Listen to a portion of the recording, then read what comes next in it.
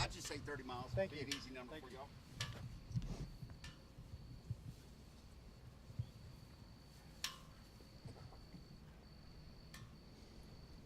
Hi, good evening, everyone. I'm Matt Dougherty here with photojournalist Ryan Phillips. We just got here to Madisonville, Texas, which is about 30 miles north of Huntsville. We got here about 15 minutes ago. This is a location that the National Weather Service says had a confirmed tornado touchdown here on the ground at about 9:30 tonight is when they sent out that alert. So as you can see, this town is very dark. We drove through here very carefully. One of the biggest issues that is affecting some of the residents here, some of the people passing through, some of the drivers, are the power lines. There are a lot of power lines that you could see are down. The power poles are slanted. Some have been, completely leveled to the ground. So it's a very dangerous situation.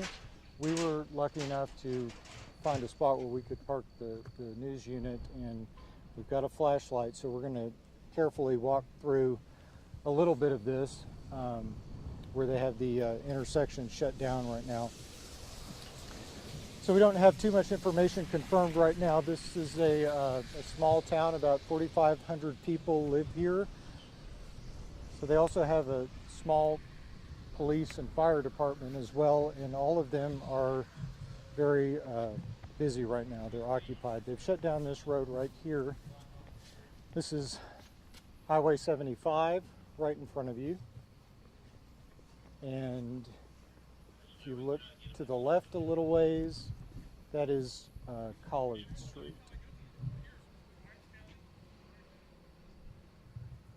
It may not be too easy to see from where we are, but it appears there's some damage over there to that building and possibly a vehicle or two.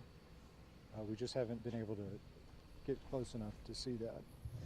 We just spoke with the gentleman. He didn't want to come on camera with us, but he's told us that there's several homes in some of these neighborhoods. To my left a little bit, it's everything's dark. You're not going to be able to see it, but he said lots of people lost their roofs tonight. He said it was exactly how it's been described, how we've all heard a tornado is, the calm before the storm. He said that's exactly what happened. He walked outside, and then he heard that train whistle sound, and then everything changed after that. You can hear some of those first responders talking over there. I believe there's a part of this power line maybe down over here by over here in the grass, so we didn't want to get too close. So anyway, that's from our experience, that's the main objective tonight, is for first responders to try to assess the situation. It's very difficult to do when it's dark like this.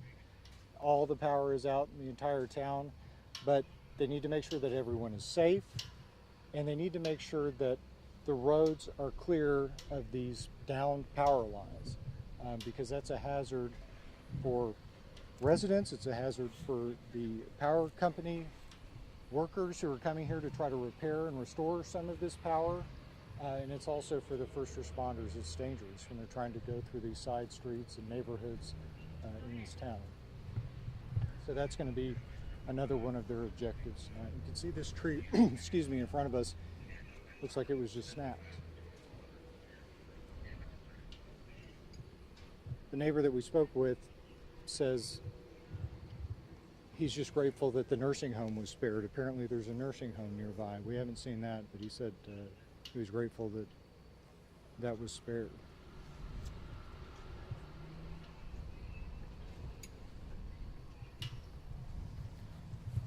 Still aren't exactly sure why this intersection has been blocked off. There are several intersections that had damage, but there's apparently something happening over here. We're going to try to find out exactly what that is in a little bit. But shine the light at that building over there. Where, Ryan? That building right across the street. Okay. Can you see that a little better?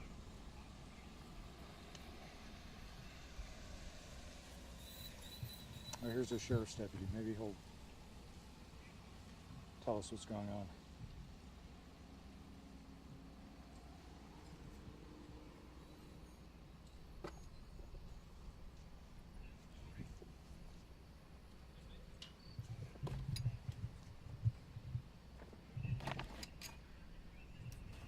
That's like a sign that's up there.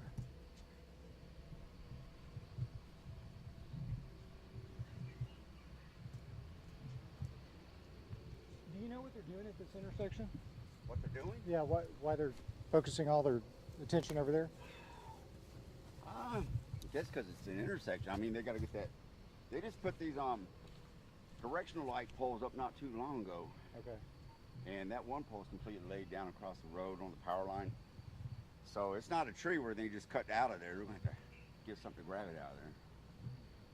Yeah, ain't going to be no power tonight. No, it doesn't seem like that. Doesn't seem like that. And so the damage that you're telling me about in the neighborhoods is over that way? Yes, it started over there. I'd say you'll see like a city cemetery over there. And from what I can see, you can start to see where like there's one tree still up there, but you can tell it was ripped, you know, shredded for the limbs and stuff, but it's kind of just fingered out like that. So you can kind of tell right now in the dark where it started. Okay, so we're going to head that way. Now, I did talk to the capo. He said he did confirm that it touched ground. Now. Yeah, no, the National Weather Service did. They so did? we got that, yep. Yeah, when it's going on, you ain't really listening. You're just paying attention to see what's going down. I hear you. Yep. But it didn't tear it up as bad as it could have. There's about the only two buildings I've seen that look like this, where their walls are almost laid in. Yeah, that's blowed out. That's a bad one. Yep. Over there, that's where you'll find the roofs. Yeah, that's that nursing home. Then the standard living, it didn't mess with that one too bad, but. Okay, we're going to check that out right. next. Thank you, sir. Yeah, you should be able to get through there now. They cleared a lot of the street. They did? Okay, good. Y'all have a good night. Stay safe. Thank you, you too. Appreciate it. Okay, like that gentleman just said, he said the roads in the neighborhoods up this way appear to be cleared a little bit, so we're going to go make our way over that way. We'll drive over there, I think, because it's a ways. And then we're just going to keep trying to find out what's going on here in Madisonville. If anybody was hurt, how many homes were damaged, if anybody's unaccounted for. We just don't know, when the power is going to be back on. Ryan, do you want to keep walking and see if we see some more stuff? Okay, I'm going to keep this flashlight in front of us because, like I said earlier, we have to be really careful because the power lines are all over the place. And because, it is a small town with limited resources, they haven't been able to get out and block off all the roads that might be hazardous or dangerous for people. It's another tree snapped. See, when you see things like this, it just, gives you a sense of how powerful these storms can be.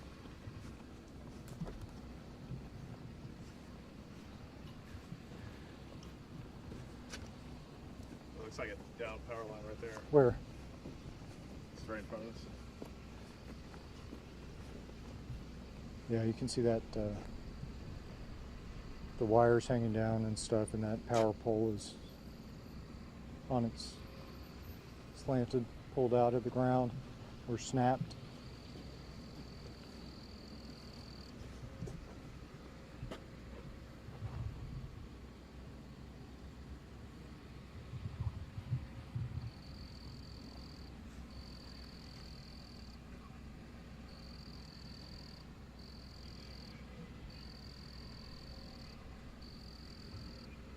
Okay. All right, so Ryan and I are going to go get back in the unit and we're going to go for a little drive, try to find out what else we can see, and then we'll bring you another update as soon as we can.